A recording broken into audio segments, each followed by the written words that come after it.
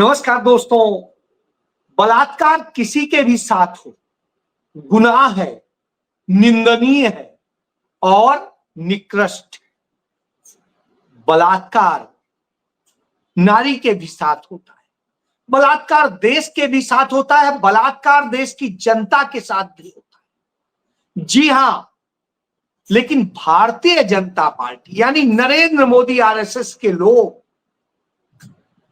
बलात्कार को भी उसका वर्गीकरण करते हैं, उसे बांटते हैं कि ये मेरा वाला है, ये अच्छा है, ये इनका वाला है, ये खराब है, और इस तरह से वो डिफाइन करते हैं। जी हां, उदाहरण के लिए बता देता हूं कि जब पश्चिम बंगाल में एक रेप की घटना होती और निश्चित रूप से वो बीभत्स होती है, वो उस बेटी के साथ होती है जो पढ़ने गई थी, शिक्षा के लिए गई थी, और वो शिक्षा के लिए गई थी लॉ कॉलेज में, जहां कानून सिखाया जाता है, जिसमें बताया जाता है कि आपके अधिकार क्या है, आप कैसे उनकी रक्षा करेंगे, किस तरह दूसरे की रक्षा करेंगे, और भारत में कानून का राज।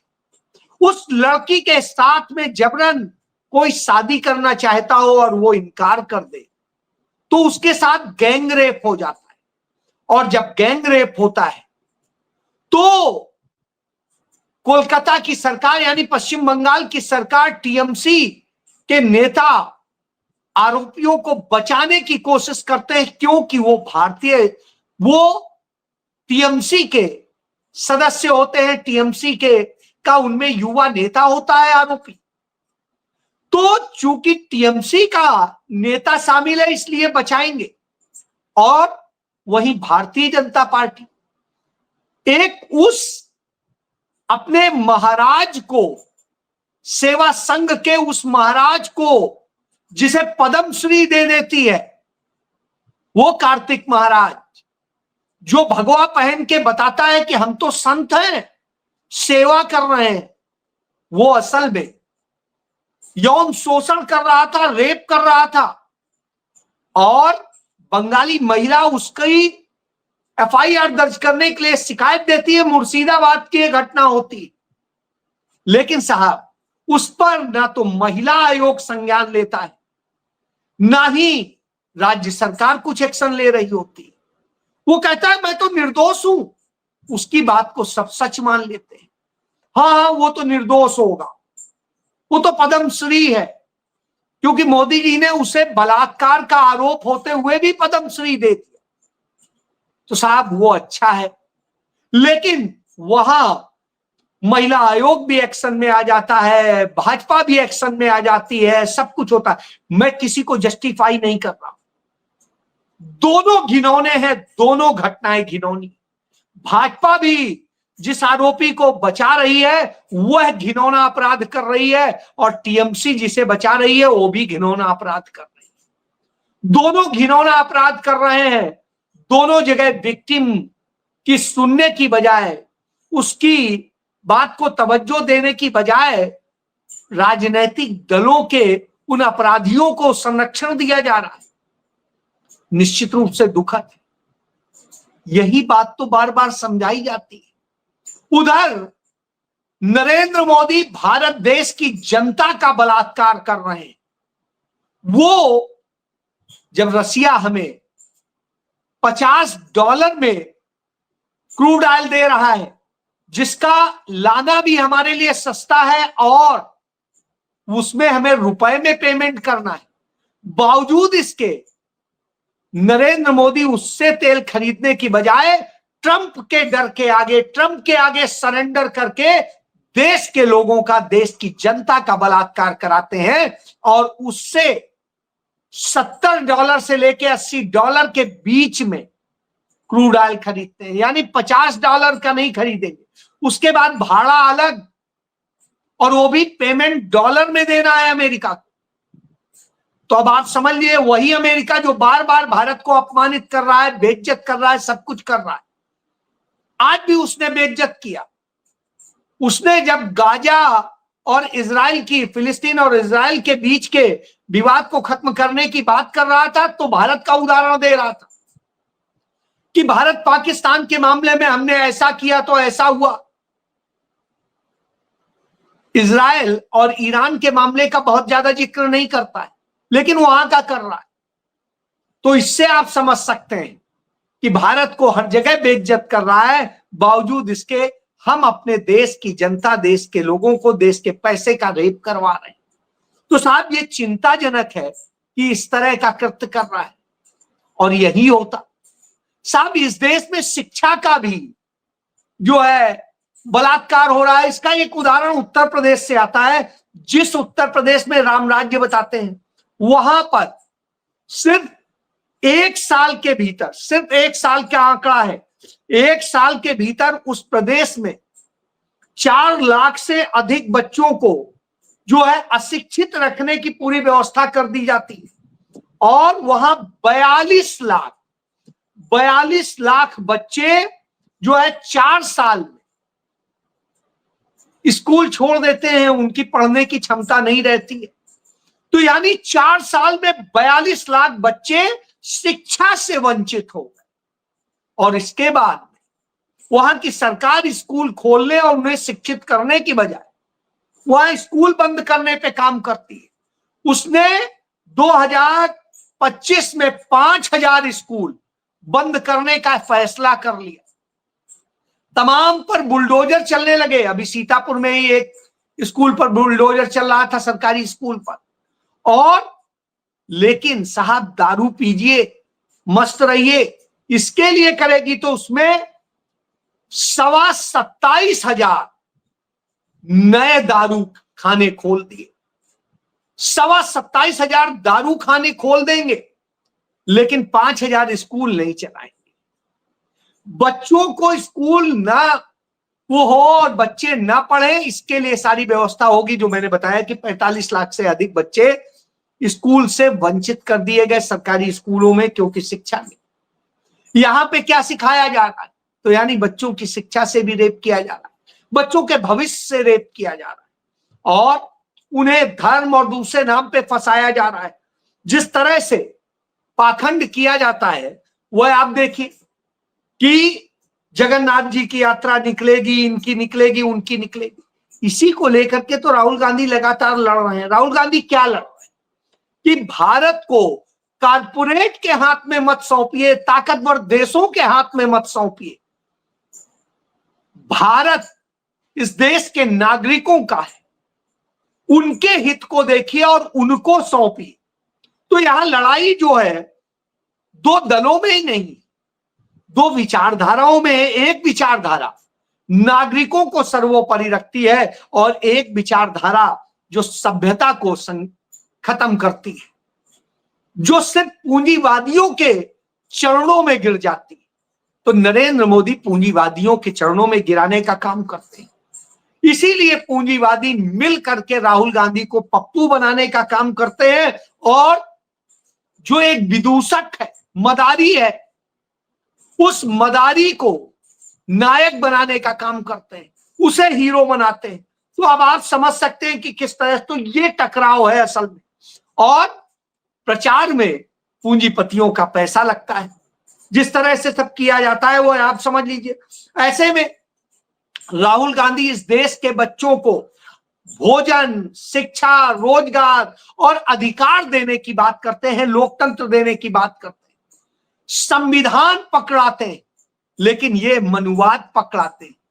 ये सब छीनना चाहते हैं, भिखारी बना के खड़ा कर देना चाहते हैं कि लाइन में खड़े हो जाओ भिखारी बन के, जैसे गाजा में खड़े हैं आज भिखारी बन के इजराइल के सामने, और फिर उन पर हमले होते हैं, सब कुछ होता है। खाना खाना है तो गोली खानी होगी साहब। तो यह स्थिति है। और भारत में नरेंद्र मोदी निजीकरण की पूरा वृक्षारोपण करते हैं, उसका नींव डालते हैं। राहुल गांधी देश का जिस तरह से एक उन्नत देश बनाना चाहते हैं जहां सब कुछ हो, निजीकरण भी हो और पूंजीवाद भी हो, लेकिन सत्ता नागरिकों के हिसाब से चले, कारपोरेट नागरिकों के हिसाब से चले, पूंजी नागरिकों के हिसाब से चले। इससे तकलीफ हो जाती है। और यही गांधी और संघ का अंतर। और इसी को समझिए, भारत का गणराज्य कॉर्पोरेट का निजी बाग बगीचा नहीं है जो आप जब चाहिए काट लीजिए, थोप लीजिए और उसको कर लीजिए। और यही था कि जब यूपीए सरकार के दौरान वेदांता चाहता था कि आदिवासियों को उतने हक न मिले, हमें वो हक दे दिए जाएं, और वेदांता उसके बूते अपने साम्राज्य को बनाना चाहता था। कांग्रेस की तत्कालीन सरकार ने उसकी अनुमति नहीं दी और उसने नियमगिरी करके जिस तरह से अधिकार देने की बात की, आदिवासियों को, उनके पेड़ पौधों को बचाया, उनकी जल जमीन जंगल को बचाया, किसानों की जमीन को बचाया, उससे तकलीफ हो गई और इसलिए उसके खिलाफ लड़ पड़े। कांग्रेस पार्टी ने सूचना का अधिकार दिया जिसके बूते कांग्रेस को ही बदनाम किया गया, लेकिन उसने उसे पंगु नहीं किया। उसने सूचना का अधिकार तब भी जारी रखा। और इसी तरह कांग्रेस ने शिक्षा का अधिकार दिया, आरटीई दी, और आरटीआई आरटीई देने के साथ में एनआईएफएस दिया, जिसके बूते भूखे लोगों को हक दिया गया कि आप खाने का अधिकार है आपके पास।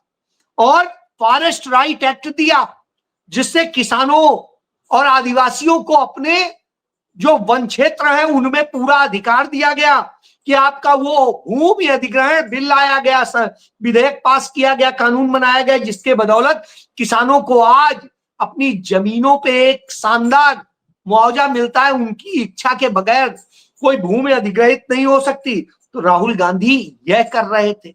नरेंद्र मोदी इसीलिए कारपोरेट उनके खिलाफ पड़ गया। नरेंद्र मोदी कारपोरेट के लिए करते हैं। बहुराष्ट्रीय कंपनियां चाहती थी, जैसा मैंने बताया, कि नियमगिरी जो है को वो कर दिया जाए, आदिवासियों के हक छीन लिए जाए, सब कुछ कर लिया जाए। लेकिन राहुल गांधी ने वह स्वीकार नहीं किया। उन्होंने आपका सिपाही हूं कहकर पूरी लड़ाई लड़ी। भाजपा के जो गठजोड़ था कारपोरेट से, उसको लेकर के लड़ाई लड़ी। भाजपा के समय में जो हो रहा है वही तो उस समय चाहते थे कि रेल मिल जाए उन्हें, बिजली मिल जाए उन्हें, बैंक मिल जाए, रक्षा मिल जाए, हवाई अड्डे मिल जाए, संचार मिल जाए, खनिज मिल जाए, सब कुछ उन्हें मिल जाए। और इस तरह से करने का होना था।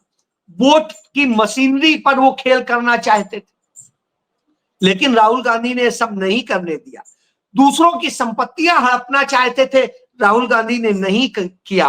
और तब अन्ना आंदोलन और सब कुछ चला के जो फोर्ड फाउंडेशन और सीआईए के इशारे पर हुआ, उन पूंजीपतियों के इशारे पर हुआ, यहूदियों के इशारे पर हुआ, और कांग्रेस की सरकार को बदनाम किया गया। उस राहुल गांधी को पप्पू बनाया गया जो दुनिया की सबसे टॉप यूनिवर्सिटी से पढ़ के आया, जिसने दुनिया के टॉप यूनिवर्सिटी से पढ़ करके उस ज्ञान के साथ में इंटरनेशनल रिलेशन हो, पॉलिटिक्स हो, या बात हो अर्थशास्त्र की, उन सबको समझा। और उन सब का असर ये होता है कि उसको बदनाम किया जाता है। और इसके बाद में कारपोरेट का एजेंडा लागू करने का जो इच्छा थी वो नहीं होने दिया। तब राहुल गांधी के खिलाफ एनजीओ जुटे, फोर्ड फाउंडेशन जुटे, आरएसएस की पूरी टीम जुटी, और सब जुट के अन्ना को आगे ला करके बदनाम किया गया। और उसके बाद में राहुल गांधी को पप्पू बनाया गया। जो किसानों को, गरीबों को, मजदूरों को मनरेगा का हक दिया गया और दूसरे कमजोरों को हक दिया गया, उसे छीनने का काम शुरू हुआ और जिस तरह से बदनाम किया गया। इंडस्ट्री पूरी राहुल गांधी के खिलाफ लगी और उसके बाद में तमाम मीडिया लगा, क्योंकि पूंजीपतियों के हाथ में, सब ने मिलकर बदनाम किया। आज भी वही तो बलात्कार हुआ। अब सरकार चली गई तो ये सब चीजें निजी हाथों में चली गई हैं। आप देख रहे हैं, चाहे पोर्ट हो, एयरपोर्ट हो, चाहे रेलवे स्टेशन हो, चाहे दूसरे और जगह, जंगल काटे जा रहे हैं, दिए जा रहे हैं, खेत सौंपे जा रहे हैं, सब कुछ आपका छीना जा रहा है। बलात्कार हो रहा है इस देश की जनता का, किसानों का, इस देश के लोगों का, युवाओं का और छात्रों का, लड़कियों का, सबका रेप हो रहा है।